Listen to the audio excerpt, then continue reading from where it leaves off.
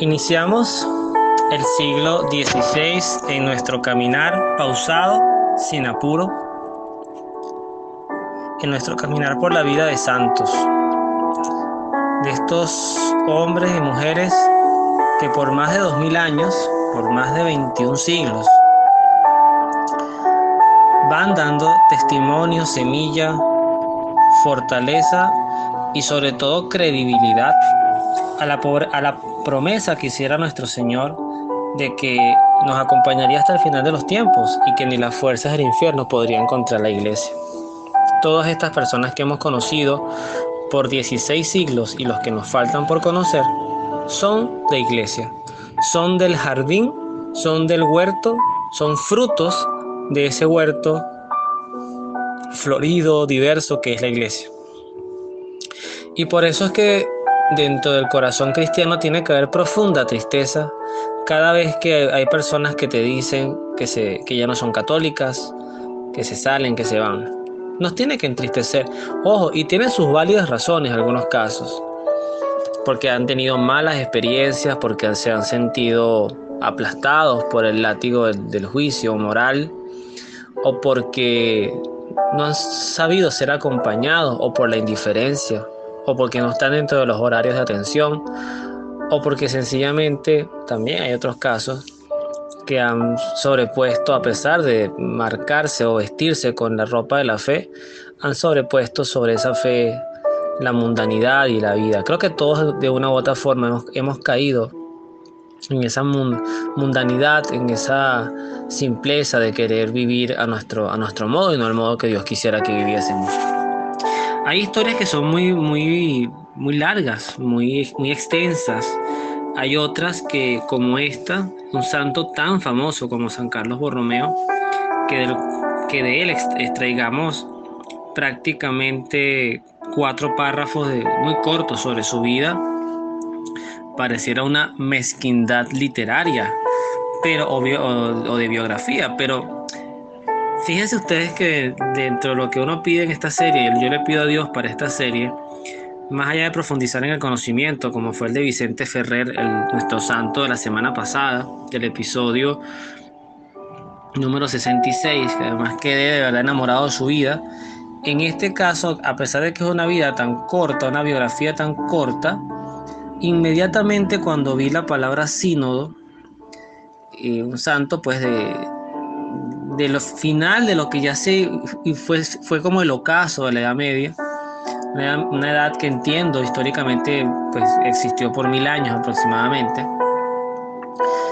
y donde la iglesia tenía una presencia importante en la sociedad, donde todavía se hablaba de monarquías, donde había un pueblo que creía sin cuestionar y que la palabra de Dios pues sencillamente no estaba al alcance de todos, y que para a veces prosperar y tener cierto estatus, si vivías en una situación de pobreza extrema, pues si no podías ser monarca o casarte con la hija del rey, pues la vida consagrada era un camino de cierta estabilidad que por lo menos te aseguraba un plato de comida en tu mesa o en tu estómago. Hay gente que entendió esto como caminos, como recursos. Pero les decía que cuando veía lo de los sínodos, un santo que rápidamente fue nombrado cardenal, da a entender el texto posiblemente por la influencia de tener un papa, un tío papa, pero que además recibe unas encomiendas. O sea, no es que estés allí ocupando un cargo, como muchos ministros de los gobiernos del mundo, que lo que hacen es ocupar una silla inútil y cobrar enormes cantidades de dinero por favores y por actos de corrupción.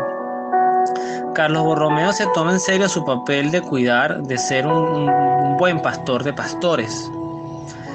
Y dice además el texto que no solamente cuidaba a su grey, como a su rebaño, a su gente, a su gremio, sino que también se entregaba a ellos sin reserva. Y ya por ahí entonces uno va viendo luces de lo que significa el ser cristiano y el vivir en pro de una causa. Esto no es solamente para consagrados, esto también aplica para todos, para el esposo que cuida a su grey, a su familia y que se da entero por su esposa y por sus hijos.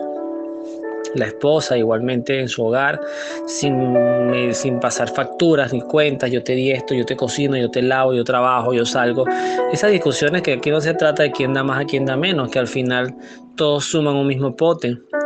Si usted tuviera una caja fuerte en su casa, un sobre, un bolsillo donde usted guarda sus ahorros, el bolsillo no se pregunta quién dio más, sino que se nutre de lo que cada uno aporta. Y esa es la vida familiar en la economía y esa es la vida espiritual en la fe. Todos aportamos, por ejemplo, mi esposa y yo, en nuestra imperfección, en nuestras imperfecciones y con siempre entendiendo que el oxígeno que nos alimenta ese poder educar a nuestro hijo es la sabiduría de Dios. Es sumar, es no contradecirnos, es sumar lo que ella le da, lo que yo le doy, lo que puedes aprender de tu mamá. Yo le tengo que exigir a mi hijo que respete a su mamá y ella en pro también de respetar a su papá, de honrarnos, como dice el mandamiento. Entonces esa protección, esa grey, esa mirada de celo que muestra San Carlos Borromeo hacia los suyos, es una primera misión y una primera enseñanza muy importante. Pero luego viene el otro punto, que era lo que les quería profundizar.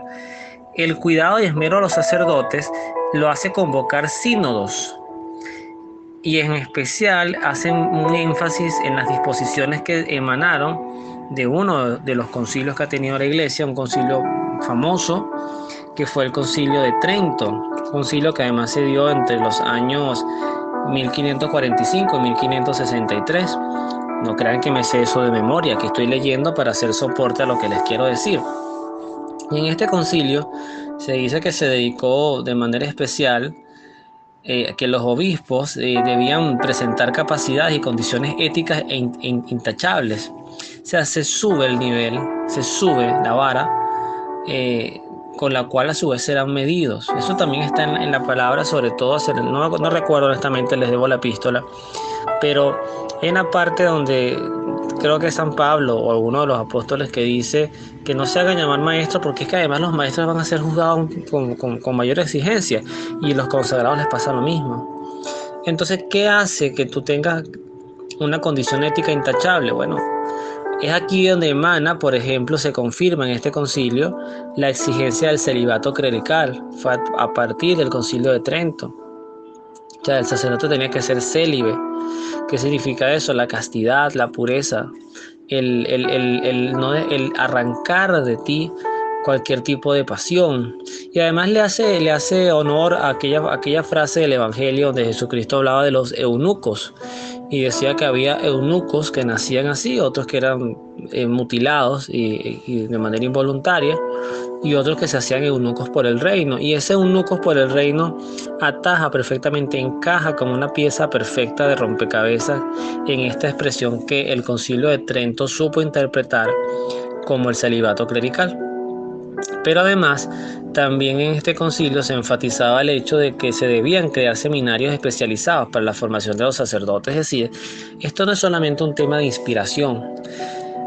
Yo puedo decir, para la gloria de Dios, que yo tengo ya bastantes años en el ejercicio de predicarle a las personas. Obviamente la pandemia, como a todos, nos trancó muchas cosas. También para quienes me conocen, y no es secreto, pues yo canto en fiestas y también cantaba en restaurantes en algunos casos. Y tuve una época que prácticamente todos los fines de semana tenía trabajo, sobre todo en la parte de los restaurantes.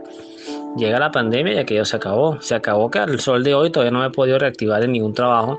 Y ya casi que uno va tirando la toalla. Tú dices, bueno, ya pasó esta etapa, ya ahorita me enfoco en otras cosas.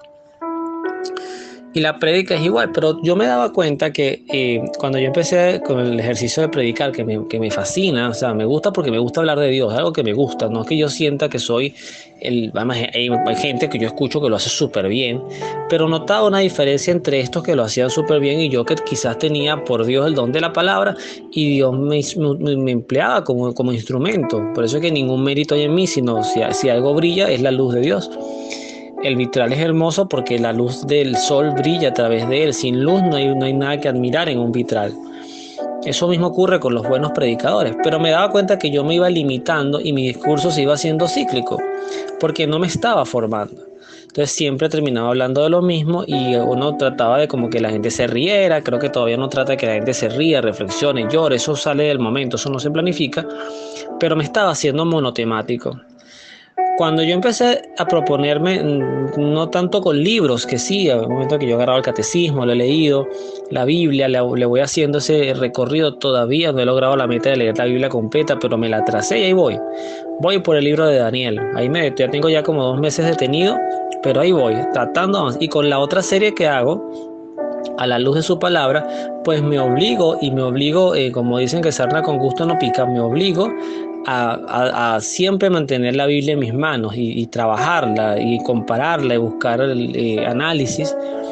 Eh, iba, vas, ya cuando te vas alimentando, pero también escuchaba buenos predicadores, o sea, cada quien tiene su forma de aprendizaje. Eso ahorita está más evolucionado. Hay aprendizaje que es lúdico, y otro que hay aprendizaje que es auditivo, otro que es visual. Entonces yo me he dado cuenta que yo soy muy auditivo. A mí sí me predican bien y yo además tengo que estar viendo allí, pero puedo escuchar también, pero me gusta oír, soy bastante del auditivo. Cuando yo me fui enriqueciendo de buenas predicaciones, pues mi manera de evangelizar mejoró sustancialmente, porque los contenidos, además que no son míos, son cosas que uno va escuchando y uno los va adaptando a sus propios tiempos. Entonces, este celo que muestra San Carlos Borromeo por los sacerdotes, también lo deberíamos, como iglesia, lo deberíamos tener a todos los niveles sacramentales. Por ejemplo, una gran deuda que ya el Papa Francisco en estos tiempos asomaba algo. No voy a ser un poco ácido en el comentario, pero lo digo con respeto, pero hay muchos cursos prematrimoniales que son totalmente una piratería. O sea, una cuestión de un día, de hablar de 4 contenidos y ya. Y cuando estamos hablando de unas personas que se están comprometiendo a vivir toda su vida juntos, a formar familia, yo creo que eso merece menos piratería, creo que merecen más contenido. Si los niños que formamos para la primera comunión y los jóvenes para la confirmación pasan por lo menos un año escolar formándose, ¿cuánto más no necesitarán los futuros esposos en tocar además temas importantes? El tema es la anticoncepción, el tema es la fidelidad, el tema es la economía en el hogar. O sea, son temas que tú perfectamente puedes profundizar en un curso prematrimonial, cómo enfrentar la enfermedad juntos, cómo madurar, ya dejar de ser esos adolescentes en cuerpos de adultos que todavía quieren andar en conquista, el tema de los vicios, el tema de los amigos comunes, amigos no comunes. O sea, de verdad que si uno hace un programa para temas prematrimoniales, y además que debería ser inmediato. Yo por lo menos uno de los proyectos que tenía escolares cuando yo daba educación en la fe en un colegio que aprecio muchísimo, que trabajé por 3 años allí.